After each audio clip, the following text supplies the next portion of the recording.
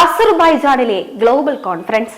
പാകിസ്ഥാനുമായുള്ള സംഘർഷ സാഹചര്യത്തിൽ തുർക്കിയോടൊപ്പം ഇന്ത്യ വിരുദ്ധവും പാക് അനുകൂലവുമായ നിലപാടുകൾ പരസ്യമായി പ്രഖ്യാപിച്ച രാജ്യമാണ് അസർബൈജാൻ എന്നിരിക്കെ വേൾഡ് മലയാളി കൗൺസിൽ എന്ന സംഘടനയുടെ നേതൃത്വത്തിലുള്ള ഗ്ലോബൽ കോൺഫറൻസ് അസർബൈജാനിൽ വെച്ച് നടത്തുമെന്ന പുതിയ പ്രഖ്യാപനം തീർത്തും സംശയാസ്പദമാണ്.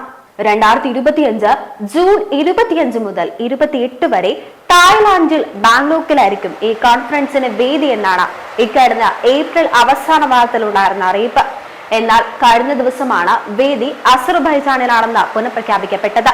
മുതിർന്ന ഒരു ചാനൽ പ്രവർത്തകനും കഴിഞ്ഞയാഴ്ച അസർബൈജാൻ സന്ദർശിച്ചത് സുരക്ഷാ ഏജൻസികളെ ശ്രദ്ധ പതിഞ്ഞ വിഷയമാണെന്നിരിക്കെ ഓപ്പറേഷൻ സിന്ദൂറിന് ശേഷം ബാങ്കോക്കിൽ നിന്നും സമ്മേളന വേദി മാറ്റി ഉദ്ദേശം അതേ തീയതികളിൽ 2025 ജൂൺ 27 മുതൽ 30 വരെ അസർബൈജാനിൽ നടത്തുന്നതിൽ ശ്രദ്ധേയമായ ചില കാര്യങ്ങൾ ഉണ്ടെന്ന് തന്നെ ചിന്തിക്കേണ്ടിയിരിക്കുന്നു.